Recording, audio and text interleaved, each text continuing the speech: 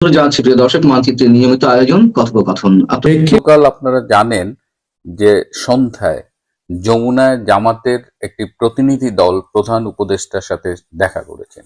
সেটি নিয়ে প্রধান উপদেষ্টার ফেসবুক পেজে এক রকমের বিবৃতি দেওয়া হয়েছে, পত্রপত্রিকায় এক এক রকমের নিউজ হয়েছে, কিন্তু প্রকৃত ভাবে সেখানে কি আলোচনা হয়েছে সেটা সম্পূর্ণভাবে আমি কোথাও আসলে পাইনি। কিন্তু খুবই গুরুত্বপূর্ণ ছিল এই বৈঠকটা, এবং প্রধান উপদেষ্টার সাথে আরো কয়েকজন উপদেষ্টা পরিষদের সদস্যও সেখানে ছিলেন। এবং জামাত মোটামুটি বলা যায় যে ডক্টর ইউনূসকে এক ধরনের থ্রেট করে এসেছেন সেখানে গিয়ে।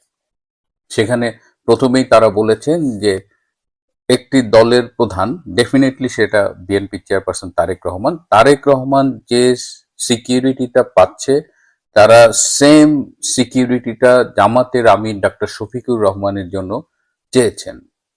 এবং সেই সাথে তারা মনে করছেন যে এই সিকিউরিটিটা যদি না দেওয়া হয় তাহলে নির্বাচনের আগে যে লেভেল প্লেইং ফিল্ড সেটা নিশ্চিত করা হচ্ছে না। এছাড়াও আরো কয়েকটা ইম্পর্টেন্ট দাবি দেওয়া তারা দিয়েছে, এবং তারা 57 জন বিএনপির প্রার্থীর তালিকা ডক্টর ইউনূসের কাছে দিয়েছে যারা ঋণ খেলাপি, এবং এই ঋণ খেলাপির পক্ষে একদম প্রমাণগুলো ডক্টর ইউনূসের হাতে তুলে দেওয়া হয়েছে। এবং এই ঋণ খেলাপির যে পরিমাণ, যেটা 12 কোটি থেকে 136 কোটি টাকা পর্যন্ত ঋণের খেলাপির পরিমাণ। এছাড়াও বলা হয়েছে যে 34 জন বিএনপির প্রার্থী তাদের দ্বৈত নাগরিকত্ব রয়েছে। সারপ্রাইজিংলি তারা এই 34 জনের প্রমাণ দেওয়ার সাথে সাথে এই 34 জনের মধ্যে বিএনপি চেয়ারপারসন তারেক রহমানের নামও রয়েছে, এবং তারা তারেক রহমান যে ব্রিটিশ নাগরিক তার সপক্ষে ডক্টর ইউনূসের কাছে ডকুমেন্ট দিয়ে এসেছে, এবং তারা বলেছে যে অবিলম্বে এদের বিরুদ্ধে ব্যবস্থা নেওয়া হোক। আরো বলেছেন পরিস্থিতি যাই হোক নির্বাচনের আগে মাঠে সেনাবাহিনী নামানো যাবে না। অর্থাৎ তারা এই মুহূর্তে সেনাবাহিনীকেও বিশ্বাস করতে পারছে না, এবং জামাত হয়তো মনে করছে যে সেনাবাহিনী এই নির্বাচনে বিএনপির পক্ষে কাজ করতে পারে। এবং জামাতের পক্ষ থেকে ডক্টর ইউনূসকে স্পষ্ট জানিয়ে দেওয়া হয়েছে যে তাদের এই দাবিটা, তারা মোট 7টা দাবি দিয়েছে, এবং এই 7টা দাবির পক্ষে যদি তারা দৃশ্যমান অগ্রগতি না দেখে তাহলে তারা এই 12ই ফেব্রুয়ারি নির্বাচনে অংশগ্রহণ করবে না, এবং নির্বাচন পিছিয়ে দেওয়ার জন্য আন্দোলন গড়ে তুলবে। এবং তারা আরো বলেছে যে তারা যে পিআর পদ্ধতি নিয়ে শুরুতে আন্দোলন করেছিল এবং বলেছিল পিআর পদ্ধতি ইনশিওর করা না গেলে তারা নির্বাচনে অংশগ্রহণ করবে না, যদিও পরবর্তীতে পিআর এর দাবি থেকে তারা সরে গেছে। তারা বলেছে যে তারা আবার পিআর পদ্ধতিতে আন্দোলন করা শুরু করবে। অর্থাৎ এই নির্বাচনে জামাতে ইসলাম একেবারে বিএনপি কে ছাই দিয়ে ধরছে, এবং ডক্টর ইউনূসকে মোটামুটি যেটা বললাম যে থ্রেট করে এসেছে যে তাকে অবশ্যই এই ব্যাপারে ব্যবস্থা নিতে হবে। এদিকে আবার বিএনপির নেতৃবৃন্দ গতকাল নির্বাচন কমিশনে গিয়েছিলেন, তারা প্রধান নির্বাচন কমিশনের সাথে মিটিং করে তারাও আবার জামাতের বিরুদ্ধে অভিযোগ করে এসেছেন। কারণ জামাত ইতিমধ্যে এই প্রবাসীদের পোস্টাল ব্যালট নিয়ে যেটা করেছে, তার মোটামুটি প্রবাসীদের ভোটের একটা উল্লেখযোগ্য অংশ তারা তাদের নিজেদের গ্রিপে নিয়ে ফেলেছেন, এবং সেই ব্যালট পেপার তারাই ভোট দেবেন, তারাই পোস্ট করবেন, সেই সমস্ত আয়োজন তারা করেছেন। এছাড়াও জামাতের বিরুদ্ধে আরো অনেক অভিযোগ প্রধান নির্বাচন কমিশনারের কাছে বিএনপি জমা দিয়েছে।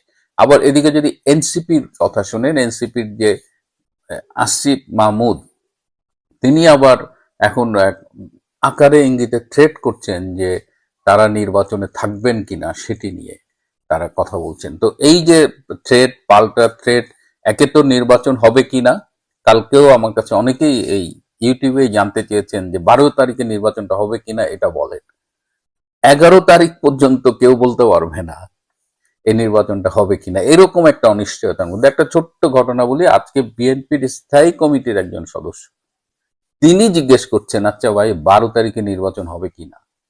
তাহলে আপনারা বুঝতে পারছেন যে বাংলাদেশে এই 12 তারিখে পৃথিবীর সেরা নির্বাচনটা যেটা করবেন ডক্টর ইউনূস, সেটা কিরকম অনিশ্চয়তার মধ্যে আছে। তার মধ্যে জামাত যে ডকুমেন্টগুলো দিয়েছে, এবং বিএনপি শুধু না, বিএনপি ইভেন এনসিপি বা যারাই বিদেশ থেকে এই নির্বাচনে অংশগ্রহণ করছে, প্রবাসী বা বিদেশি, তাদের সবারই এটা ইনশিওর করা উচিত যে তাদের দ্বৈত নাগরিকত্ব নেই। কারণ দ্বৈত নাগরিকত্ব নেই, কেউ একটা উকিলের কাছে চিঠি লেখা পাঠাইছে যে আমি আমার নাগরিকত্বটা সারেন্ডার করে দিয়ে আমি ইলেকশন করব, এটা দিয়ে সে ইলেকশন করতেছে। এটা তো হইতে পারে না। এটা তো এমনি এই নির্বাচন হাস্যকর একটা, আমাদের আর মামুদের ইলেকশন, তারপরে এই নির্বাচন, এবং তারেক রহমান স্বয়ং এই অভিযোগে অভিযুক্ত। সুতরাং তারেক রহমানকে একদম অফিসিয়ালি প্রমাণ করতে হবে যে তিনি ব্রিটিশ নাগরিক না, তিনি কেবলমাত্র বাংলাদেশের নাগরিক। আর একটা বিষয় আপনারা আমার কাছে জানতে চেয়েছিলেন যে পরশুদিন 17 তারিখে দিল্লিতে একটি সংবাদ সম্মেলন হয়েছে, যে এই যে জাতিসংঘ জুলাই আগস্টের ঘটনা নিয়ে যে একটি রিপোর্ট দিয়েছিলেন, যে রিপোর্টটি প্রচন্ডভাবে বিতর্কিত এবং সেখানে সত্যের চাইতে মিথ্যে তত্ত্ব অনেক বেশি। এবং এই জাতিসংঘের রিপোর্ট নিয়ে কিন্তু অনেক অভিযোগ জমা হয়েছে জাতিসংঘের একেবারে সদর দপ্তরে, মানবাধিকার কমিশনে। তো এটি নিয়ে ইন্টারন্যাশনাল ক্রাইমস রিসার্চ ফাউন্ডেশন তারা একটি সংবাদ সম্মেলন করেছে দিল্লিতে। একই ধরনের সংবাদ সম্মেলন এর আগে তারা সুইজারল্যান্ডের জেনেভায়ও করেছিল। তারই ধারাবাহিকতায় এটি একটি সংবাদ সম্মেলন। সেখানে আওয়ামী লীগের সরকারের সাবেক পররাষ্ট্রমন্ত্রী হাসান মাহমুদ, সাবেক শিক্ষামন্ত্রী নওফেল চৌধুরী তারা উপস্থিত ছিলেন, আমাদের ইউএস এর ডক্টর রবি আলম উপস্থিত ছিলেন। এই সংবাদ সম্মেলনটা কিন্তু ইন্ডিয়ায় খুব ভালো কাভারেজ পেয়েছে, এবং দিল্লি হলো একটা ইন্টারন্যাশনাল অনেক নিউজ মিডিয়ার একটা হাব। সো ওখানে কিছু করলে মিডিয়ার মাধ্যমে সেটা খুব বড় চাওয়ার হয়। এখন প্রশ্ন উঠেছে যে নর্থ ইস্ট নিউজ একটা পোর্টাল, সেখানেও দেখলাম এই হেডলাইন করেছে আমার খুব ঘনিষ্ঠ একজন সাংবাদিক চন্দন নন্দী। তিনি বলেছেন যে এখানে এই সংবাদ সম্মেলনটা করায় আওয়ামী লীগ নেত্রী শেখ হাসিনা একটু ক্ষুব্ধ হয়েছেন, সেখানে হাসান মাহমুদ বা নওফেল কিভাবে গেল, এরকম কথাবার্তা হচ্ছে। এবং এই সংবাদ সম্মেলন সম্পর্কে আপনারা জানতে চেয়েছেন। আবার এই সংবাদ সম্মেলন নিয়ে আওয়ামী লীগের মধ্যেও দেখি অনেক সমালোচনা রয়েছে, এবং দেখলাম যে কিছু ইনফরমেশন আসলে ঘুরে বেড়াচ্ছে যেগুলো আসলে একটু নিডস টু বি রেকটিফাইড। যেমন এই সংবাদ সম্মেলনটা করবার আগে আইসিআরএফ এর পক্ষ থেকে শেখ হাসিনার কাছ থেকে অনুমতি নেওয়া হয়েছে, এবং তিনি বলেছেন এটি একটি ভালো উদ্যোগ। সেখানে হাসান মাহমুদ এবং নওফেল চৌধুরী থাকবেন, সেটিও শেখ হাসিনা জেনেছেন এবং তিনি সেটিতেও অ্যাপ্রুভাল দিয়েছেন। এই সংবাদ সম্মেলন আয়োজনের ব্যাপারে দিল্লিতে শেখ হাসিনার কাছের অফিসিয়াল কয়েকজন মানুষ এটাকে হেল্প করেছে, এবং এটি দিল্লি প্রেস ক্লাবে হয়েছে। সুতরাং এটি সম্পর্কে এই যে নেতিবাচক খবরগুলো ছড়ানো হচ্ছে যে নেত্রী জানতেন না, নেত্রী ক্ষুব্ধ হয়েছেন, এগুলো সত্যি না। এবং নেত্রী পুরো সম্মেলনটা ফলো করেছেন, সম্মেলনের শেষ পর্যন্ত কি ঘটেছে, এবং তিনি সম্মেলনের সাথে যারা জড়িত ছিলেন নিজুম মজুমদার সহ সবাইকে ধন্যবাদ জানিয়েছেন, এবং এটি তার কনসেন্টের মধ্য দিয়ে হয়েছে। এই জাতিসংঘের এই ভুয়া অসত্য রিপোর্টটার বিরুদ্ধে আওয়ামী লীগ কিন্তু বিভিন্ন পর্যায় থেকেই এখন এটার বিরুদ্ধে কথা বলছে, লিখিতভাবেও এটার বিরুদ্ধে জানানো হয়েছে। ইভেন আমাদের সাবেক পররাষ্ট্রমন্ত্রী ডক্টর আব্দুল মোমেনও কিন্তু এটা নিয়ে জাতিসংঘ মহাসচিবের কাছে চিঠি দিয়েছেন। সুতরাং দিল্লির সংবাদ সম্মেলনটি এবং এটা যে ব্যাপক নিউজ কভারেজ পেয়েছে সেদিক থেকে এটি একটি সফল সংবাদ সম্মেলন হয়েছে। তো এটি নিয়ে যে কিছু অসত্য তথ্য ছড়ানো হচ্ছে সেটার ব্যাপারে আমরা একটু কেয়ারফুল থাকি। ক্ষমতা মাত্র 26-27 দিন দূরে, কিন্তু ইউনূস সরকার এবং তাকে যারা ক্ষমতায় বসিয়েছে তারা এত সহজে ক্ষমতা কাউকে দিয়ে দেবে সেটা ভাববারও তো কোনো কারণ নাই, আছে কি? ইউনূস সরকার যে কত কিছুর বিনিময়ে ক্ষমতায় এসেছে তা তো আপনারা বুঝতেই পারছেন। চোখের সামনে নিশ্চয়ই দেখতে পাচ্ছেন যে সেন্ট মার্টিন, এলএনজি, চট্টগ্রাম বন্দর সহ সবকিছু একে একে বিদেশিদের হাতে চলে যাচ্ছে। এগুলো তুলে দেওয়ার জন্যই তাকে ক্ষমতায় বসানো হয়েছিল, কারণ শেখ হাসিনা এগুলোর কোনোটাই বিদেশিদের হাতে তুলে দিতে রাজি ছিলেন না। কিন্তু ইউনূস চুক্তি করলেন, বিদেশিদের হাতে দেশকে তুলে দিলেন। এসব চুক্তির কোনো শর্তই আমাদের জানা নেই, আছে? আমরা তো জানি কেবল একটি অপ্রকাশযোগ্য চুক্তি বা এনডিএ স্বাক্ষর করেছেন ডক্টর মোহাম্মদ ইউনূস এবং তার সরকার। এখন যদি ইউনূস ক্ষমতায় না থাকেন, ইউনূসের পরে যেই ক্ষমতায় বসুক না কেন, তার কাছ থেকে তো প্রতিশ্রুতি আদায় করতে হবে বিদেশি পক্ষগুলো, তাই না? আর এ কারণেই প্রতিদিন বিদেশিরা একবার দেখা করছেন বিএনপি চেয়ারম্যান তারেক রহমানের সঙ্গে, আরেকবার জামায়াতের আমির ডাক্তার শফিকুর রহমানের সঙ্গে।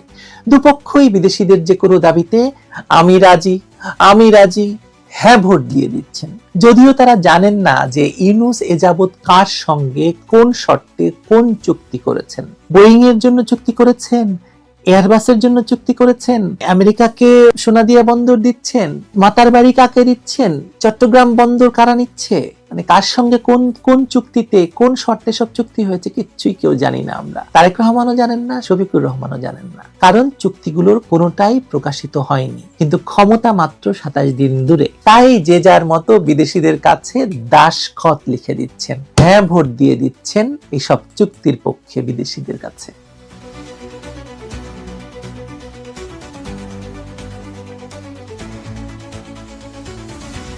যে দেশের নাগরিকরা এখনো জানে না তাদের ভবিষ্যৎ কৃষি জমি, ব্যাংকিং ডেটা কিংবা সমুদ্র বন্দর কার হাতে চলে যাচ্ছে, সেই দেশের দুই প্রধান দলের নেতা দেশের প্রধান রাজনৈতিক দলটির অনুপস্থিতিতে এদের দুজনের যে কেউই মাত্র 27 দিন পর দেশের প্রধানমন্ত্রী হতে পারেন। নির্বাচনের আগেই তারা হ্যাঁ বলে দিলেন, কারণ ট্রাম্প চান শুধু তুলা, তেল, বোয়িং সহ মার্কিন পণ্যের বিক্রি বাড়াতে। আর এই দুজন অর্থাৎ তারেক রহমান এবং ডাক্তার শফিকুর রহমান, তারা চান কেবল ক্ষমতা, ক্ষমতার নিশ্চয়তা, প্রধানমন্ত্রী হতে। ইউনূস সরকারের সঙ্গে যুক্তরাষ্ট্র যে নন ডিসক্লোজার চুক্তি সাইন করেছে তার পূর্ণাঙ্গ টেক্সট এখনো গোপন। তাতে কোথাও যদি বলা থাকে বাংলাদেশের বাজারে আমেরিকান ঔষধের 20 বছরের পেটেন্ট সুরক্ষা বাড়ানো হবে কিংবা সেনাবাহিনীর যোগাযোগ যন্ত্রাংশ কেবল যুক্তরাষ্ট্র থেকে কেনা বাধ্যতামূলক হবে, তাহলে তার দায় কার? উত্তর সহজ, দায় নেবে না তারেক রহমান, নেবে না শফিকুর রহমান। তারা তো শুধু ট্রাম্পের বাণিজ্য প্রতিনিধি জেমিসন গ্রিয়ারকে বলেছেন যে আপনারা যা চান আমরা সই করে দেব, আপনার কাগজ নিয়ে আসুন, আমরা সই করে দেব, দরকার হলে নির্বাচনের আগেই আমাদের হাতে ক্ষমতা দিয়ে দেখুন আমরা সই করি কিনা। তার মানে এই লেনদেনের মধ্যে দেশের 16 কোটি মানুষের ভোটাধিকারের বিষয়টি কোনো বিষয় নয়, জরুরি হলো তাদের ক্ষমতায় যাওয়া। এর মাধ্যমে অবশ্য একটি বিষয় খুব পরিষ্কার, তা হলো মার্কিন যুক্তরাষ্ট্র কেবল একটি পক্ষ ক্ষমতায় যাবে বলে ধরে নিচ্ছে না, মানে বিএনপি বা জামাত, মানে এদের কেউ একজন শুধু ক্ষমতায় যাবে তা ভাবছে না। তারা মনে করছে দুপক্ষকেই ক্ষমতায় নেওয়া যেতে পারে, সে কারণেই দুজনের কাছ থেকে প্রতিশ্রুতি আদায় করে নিচ্ছে তারা। ট্রাম্প প্রশাসনের বাণিজ্যিক প্রতিনিধি দল যখন ঢাকা, দিল্লি, লন্ডন ঘুরে বেড়াচ্ছে, তখন তারা বিএনপি এবং জামায়াতকে একই স্কেলে মাপছে, যেন দুপক্ষই বাংলাদেশকে বিক্রির জন্য মুখিয়ে আছে। যার কাছ থেকে কম দামে কেনা যাবে তাকেই ক্ষমতা বুঝিয়ে দেওয়া হবে নগদে। তারেক রহমান ভিডিও কলে শুল্ক হ্রাসের পক্ষে সাফাই গাইছেন, আর শফিকুর রহমান ফেসবুকে লিখছেন উইন উইন সিচুয়েশন নাকি হয়েছে আমেরিকার সঙ্গে। কিন্তু কেউ জানতে চাইলে না এই শুল্ক কমানোর পর বাংলাদেশের ছোট কৃষকরা রাস্তায় বীজ কিনতে পারবে তো? তাদেরকে উচ্চ দামে আমেরিকান জিএম বীজ গছিয়ে দেওয়া হবে না তো? কিংবা মানব সৃষ্ট তন্তুজ পোশাকে 100% ছাড়, মানে দেশীয় পাটকলের মৃত্যু হবে না তো? সবচাইতে বড় কথা, কেউ কিন্তু দাবি করেননি যে এই এনডিএ তে কি সাইন করা হয়েছে, কি দাসখত লিখে ডক্টর মোহাম্মদ ইউনূস ক্ষমতায় এসেছেন, ক্ষমতায় বসেছেন, 1.5 বছর ধরে ক্ষমতায় আছেন, এবং সেটা না দেখেই সেটার পক্ষে হ্যাঁ বলে দিচ্ছেন। এসব প্রশ্ন যেগুলো একটু আগে তুললাম, সেই প্রশ্নগুলো উত্থাপন করার সময় তারেক রহমানেরও নেই, শফিকুর রহমানেরও নেই। কারণ দুই নেতার চোখে ওয়াশিংটন স্টেট ডিপার্টমেন্টের প্রেস রিলিজে নিজেদের নামটা প্রধানমন্ত্রী হিসাবে দেখতে পাওয়াই মূল কথা। সেই সঙ্গে বাংলাদেশের প্রধানমন্ত্রী হিসাবে আমেরিকায় দাওয়াত পাওয়াটা খুব জরুরি। ট্রাম্প প্রশাসনের বাণিজ্য নীতি কোনো নৈতিক দর্শনের উপর দাঁড়িয়ে নেই, এটা খুব স্পষ্ট। এটা সোজা দাঁড়িয়ে আছে পণ্য বিক্রি, বাজার দখল আর সরবরাহ চেইন নিয়ন্ত্রণের উপর। সেটা যদি না করা যায় তাহলে যে কোনো রাষ্ট্রের প্রধানকে রাষ্ট্রপতি, প্রধানমন্ত্রী, ডাজন্ট ম্যাটার, তুলে নিয়ে আসবে আমেরিকা। মানে এই নীতির উপর দাঁড়িয়ে আছে। তুলা, তেল, ভুট্টা, বোয়িং ইতিমধ্যেই এগুলো বাংলাদেশে ঢুকে গেছে আমেরিকার। যুক্তরাষ্ট্র চায় তার কৃষি পণ্য এবং এভিয়েশন শিল্পের জন্য নিশ্চিত বাজার। বাংলাদেশের মতো দেশের জন্য এটা নতুন কিছু নয়। নতুন হলো এই এজেন্ডাকে প্রশ্ন না করে দেশের ভবিষ্যৎ প্রধানমন্ত্রীদের আমেরিকাকে স্বাগত জানানোর ব্যাপারটা এবং হ্যাঁ বলে দেওয়ার ব্যাপারটা। এই জায়গায় শেখ হাসিনার একটি বক্তব্য স্বাভাবিকভাবে আমরা তুলনা করতে চাইব। শেখ হাসিনা বারবার বলেছেন দেশের সম্পদ বিক্রি করে ক্ষমতায় থাকতে তিনি চান না, তিনি রাজি নন। সেন্ট মার্টিন নিয়ে গুজবের সময়ও সে কথাই তিনি বলেছিলেন। তার রাজনীতি নিয়ে হয়তো আপনার হাজার প্রশ্ন আছে, কিন্তু এই জায়গায় অন্তত তার অবস্থানটা স্পষ্ট ছিল। বিপরীতে তারেক এবং শফিকের অবস্থান যেন উল্টো। তারা কার্যত বলছেন বাজার, শুল্ক, এমনকি ভবিষ্যৎ নীতির উপরও দর কষাকষি করা যায় যদি তাতে ক্ষমতার রাস্তা পরিষ্কার হয়। তারা স্পষ্ট করেই বলছেন দেশের বাজার, শুল্ক, বন্দর, এমনকি ভবিষ্যৎ রাষ্ট্রনীতি সবই বিক্রি করে দেব যদি তাতে ক্ষমতা ফিরে পাওয়া যায়। আর যুক্তরাষ্ট্র চাইছে ঠিক এটাই, একটা হ্যাঁ ম্যান সরকার বা একটা এস ম্যান সরকার, একটা হ্যাঁ ভোট, যা ট্রাম্পের দ্বিতীয় মেয়াদে চীনকে ঠেকানোর পাশাপাশি বাংলাদেশের বাজারটা পুরোপুরি নিয়ন্ত্রণে থাকবে আমেরিকার। এর ফলাফল সবচেয়ে বেশি গিয়ে পড়বে যাদের উপর তারা রাজনীতির টেবিলে নেই, গার্মেন্টস শ্রমিক, কৃষক, ছোট উদ্যোক্তা। শুল্ক ছাড়ে আমেরিকান কাঁচামাল এলে কারখানার মালিকদের মুনাফা বাড়তে পারে, কিন্তু শ্রমিকের মজুরি বাড়বে এমন নিশ্চয়তা নেই। বরং প্রতিযোগিতার অজুহাতে চাপ বাড়বে শ্রমিকদের উপরই, শ্রমিকদের মজুরি কমে যাবে। কৃষিতে আমদানি নির্ভরতা বাড়লে স্বল্প মেয়াদে দাম কমতে পারে, কিন্তু দীর্ঘমেয়াদে স্থানীয় উৎপাদন ধ্বংস হলে ঝুঁকি বহুগুণ বাড়ে। এই বাস্তবতাগুলোই শফিকুর রহমান বলছেন উইন উইন, আর তারেক রহমান বলছেন দিয়ে দেন, সব দিয়ে দেন, আমাকে প্রধানমন্ত্রী বানান। সবচেয়ে বিপজ্জনক বিষয়টা হলো স্বচ্ছতার মৃত্যু। রাষ্ট্রীয় পর্যায়ের বাণিজ্য এবং নিরাপত্তা চুক্তিতে এনডিএ মানে জনগণের জানার অধিকার সীমিত করা, যা করেছে একটি অবৈধ সরকার অবৈধভাবে ক্ষমতা দখলের মাধ্যমে। এখন দেশের ক্ষমতা পাওয়ার আগেই রাজনৈতিক নেতৃবৃন্দ যদি তাতে নিঃশর্ত সম্মতি দেয়, তাহলে ভবিষ্যতে ক্ষমতায় গিয়ে বলার সুযোগ থাকবে না যে তাদের হাত বাঁধা, কারণ হাত বাঁধার দড়িটা নিজেরাই শক্ত করে বেঁধেছেন। সংসদীয় তত্ত্বাবধান, নীতিগত আলোচনা, বিকল্প পথ সবকিছুই তখন অপ্রাসঙ্গিক হয়ে পড়বে। দেশের সম্পদ এবং বাজার নিয়ে যদি ভবিষ্যৎ প্রজন্মের অধিকার বিকিয়ে দেওয়া হয়, তাহলে সেটা কি কেবল ইউনূস সরকারের দায়? না, দায়টা সমানভাবে তারেক রহমানের এবং শফিকুর রহমানের, যারা নিজেদের রাজনৈতিক পুনর্বাসনের বিনিময়ে পুরো জাতিকে ট্রাম্পের বাণিজ্য যুদ্ধের পণ বানিয়ে ছেড়েছেন। ধরুন তারা যদি ভোটের আগে বলেন আমরা ক্ষমতায় গেলে যুক্তরাষ্ট্রকে সামরিক লজিস্টিক সুবিধা দেব, বিনিময়ে তারা আমাদেরকে সন্ত্রাসী তকমা দেবে না, তাহলে জনগণ তো জানবে যে কিসের লেনদেন হচ্ছে, কাকে তারা ভোট দিচ্ছেন, কেন ভোট দিচ্ছেন। কিন্তু এখন তারা গোপন চুক্তিকে জাতীয় স্বার্থ বলে চালিয়ে দিচ্ছেন, আর কেউ প্রতিবাদ করলে তাকে নিশ্চিত আমেরিকা বিরোধী বলে দাগিয়ে দেওয়া হবে, ট্যাগ করা হবে। শোনা গেছে আওয়ামী লীগের সঙ্গেও আমেরিকা যোগাযোগ করেছে, বোঝাই যাচ্ছে একই ধরনের প্রস্তাব তাদেরকেও দেওয়া হচ্ছে। যতটা জেনেছি আওয়ামী লীগ এখনো কোনো কিছুর বিনিময়ে ক্ষমতায় ফিরতে রাজি নয়। কিছুদিন আগেও শেখ হাসিনা বলেছিলেন এখনো যদি তাদের শর্তে রাজি হই তাহলে আমি আমার প্রধানমন্ত্রিত্ব ফিরে পেতে পারি। কিন্তু শেখ হাসিনা হয়তো বুঝতে পারছেন না তিনি বিক্রি করতে না চাইলে কি হবে। দেশ বিক্রি করার জন্য তারেক রহমান, শফিকুর রহমানরা মাছের ভাগার মতো তেল, গ্যাস, বন্দর কেনাকাটার তালিকা নিয়ে বসে আছেন রাজপথে। যে কোনো বিদেশি সামনে আসা মাত্র তাকে হাত পা ধুইয়ে ঠান্ডা ঘরে বসিয়ে কোকা-কোলা পান করাতে মাথাটা মাসাজ করতে করতে সবকিছু তাদের হাতে তুলে দিতে পারলেই তারা হ্যাপি এন্ডিং ক্ষমতা। আর বিনিময়ে যদি প্রধানমন্ত্রী হওয়া যায়, দুর্নীতিবাজ বা জঙ্গিবাদের তকমাও যদি মুছে ফেলানো যায়, তাহলে কে হায় অত দেশপ্রেম দেখাতে যায় বলুন। কিছুদিন আগেও আমেরিকান রাষ্ট্রদূত আমেরিকাকে মেসেজ পাঠিয়েছিলেন তারেক রহমানকে দুর্নীতিবাজ শ্রেষ্ঠ বলে, আর জামায়াতকে জঙ্গি দল বলে। সব এখন ভুলে যাবে, কারণ বাংলাদেশ তারা আমেরিকার হাতে তুলে দিতে 4 পায়ে খাড়া।